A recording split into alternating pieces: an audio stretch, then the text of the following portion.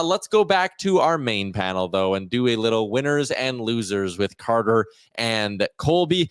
Gentlemen, again, 18 or 19 of Frank's top 20. I can't count live on the air. I'm not going to try to do it, but a lot of the top 20 has been scooped up and signed. There have been a lot of teams who have eaten up a bulk of those players as well. But let's start with the positives. Boys, Carter, your winner of the first 2 hours of free agency.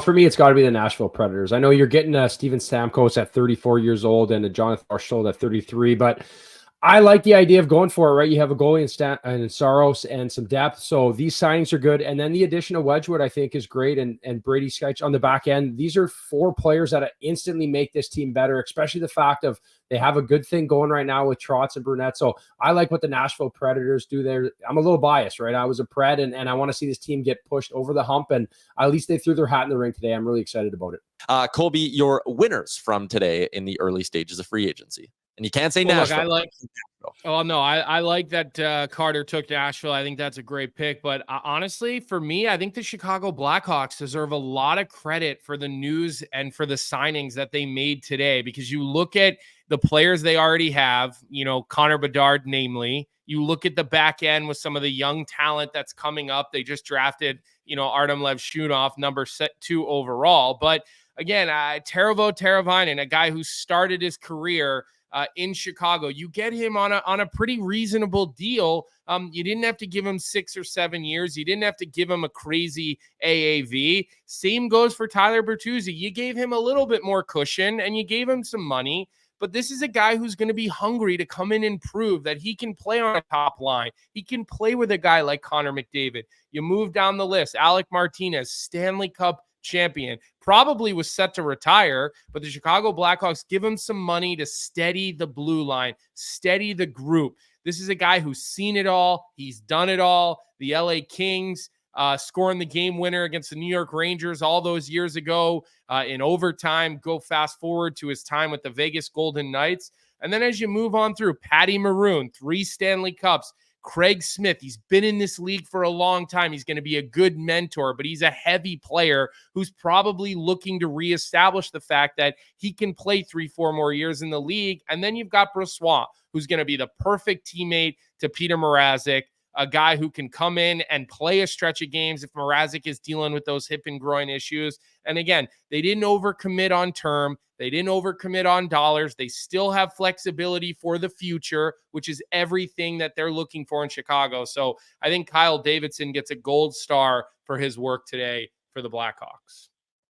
Huts, let's flip the ledger here. And actually, maybe in the name of fairness, Colby, I'll let you go first if you want to take your big loser of the day as we're officially in the final 10 minutes of our show. Who do you look at? Hey, you can be a loser for either way. You can sit there and go, I don't like the money they spent, or you can say, why hasn't this team done anything? Well, don't worry. Carter and I were one step ahead of you. We were talking to make sure we didn't have the same team's pick. But look, I'm disappointed in what Steve Yzerman did today. I think that with $25 million in cap space and some of the big names that were out there and available, the fact that they weren't able to lure any of these guys to Detroit to play for that original 6 Detroit Red Wings, that's troubling to me. It sounds like they're not bringing back Shane Gostisbehere. Maybe he's looking at Florida now, being from Florida. They'll need a guy to replace Montour. But, there was a lot of really good names in this free agent class. And the fact that they walked away with only Patrick Kane, I don't know. I mean, are you going to improve on bargain deals now? Is that what's going to get you over the hump into the playoffs? Yeah, I'm with you. Detroit was going to be my pick before I let you go, Carter. You dumped Jake Wallman, and I had to attach a second-round pick to him in a deal that raised eyebrows around the league. People going like, whoa, you had to pay a second to get rid of that guy? And if you were going to do that, you probably should have had a move locked in and ready to go so you could at least turn to the fan base and go, look, yes, we traded Wallman. We had to attach a second, but look at this guy we got. Look at what we used the money on. And right now, they're just kind of sitting there with their hands empty. I don't quite get it. Hot's your loser of the day.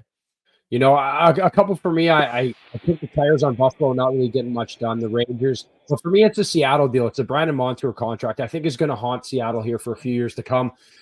I played with Montour, nothing against him. He's a friend and a good player, and obviously he's earned the right to get that contract, winning a Stanley Cup, taking his team there. But this is a guy who is reckless defensively, and I think with Vince Dunn, another younger guy who plays there, The $7 million for 7 years is a lot of money to tie up in a guy who's not really that great in his own end. He's going to give up some opportunities.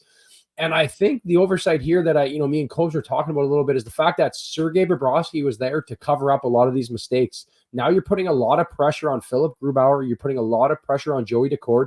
And Grubauer, had a sub 900 save percentage. I think last year was a tale of 2 years for Grubauer. He started very bad, was injured, and Joey Daccord was very good, but these aren't Sergei Bobrovsky. This is a different setup for Montour. It's going to be tough, and I think for Seattle, this might be one of those deals that they look back and hate. I like the Stevenson is a good deal. He's a good player that can go in there, but I think for that 7-year deal, and Jason Botterill is there in the staff. He's dealt with Montour. It's going to be an interesting signing. I hope I'm wrong on this one, but for me, I don't like this one at all.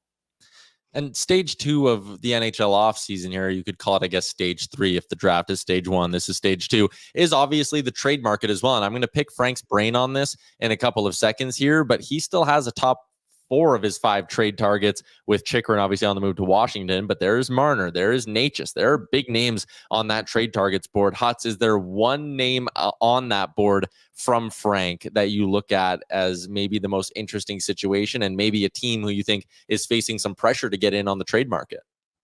I guess for me, it's got to be the elephant in the room, the Mitch Marner situation, right? And the fact of Toronto, how do they run it back again with this high-powered forward group that seems to not be able to get over the hump and find the back of the net? Adding Tanev, now they have 2 goalies there that can go in and hopefully get something going. So I just think, is Vegas going to make a move? I know there's been a lot of debt. They've made a lot of moves. Is this the fact of the matter that they go for Mitch Marner? Do they make that? And I think at this point, as a Maple Leaf fan or that standpoint, they have to understand that what they have going on right now isn't working. They need to make a change, and they need to find a way to beef up their back end or find guys that can get it done in the playoffs. Like year after year, we look at Florida this year and the way they were built, right? They had guys that could play with depth. So I think Marner is the one for me. It'll be interesting to see where he ends up if he doesn't stay in Toronto. Colby, I'll come to you next, and kind of the same question. When you look at that top 5 board from Frank Saravalli and some of the names that could be on the move, who's one that stands out, and give me maybe a fit for a guy? Listen, it's hard not to build off what Carter's talking about. And Frank and I have kind of gone back and forth about this on Daily Faceoff Live on Morning Cup of Hockey. Vegas seems like a team that Marner would be willing to waive to go to just based on who and what they are. But I think this situation is going to drag on, and I think this situation is going to create drama. It's going to create baggage. When you're this close to free agency, why would you do a sign and trade, and why would you help your team out? And people say, well, they just won't play him. They'll hurt his value. It's not going to work that way. If he's on their roster, they got to try to get the best out of the guy and move forward. So I just think this situation is much more of a car crash than people are putting it out to be. It's a difficult transition. What team's going to extend him and give him the $12 million a year he's looking for based on the last couple of playoff performances? Who can really even fit that in at this point? So that continues, Tyler, to me, to be the situation that, close your eyes and wake me up when it's over if you're a Toronto Maple Leafs fan, because it's only going to get uglier.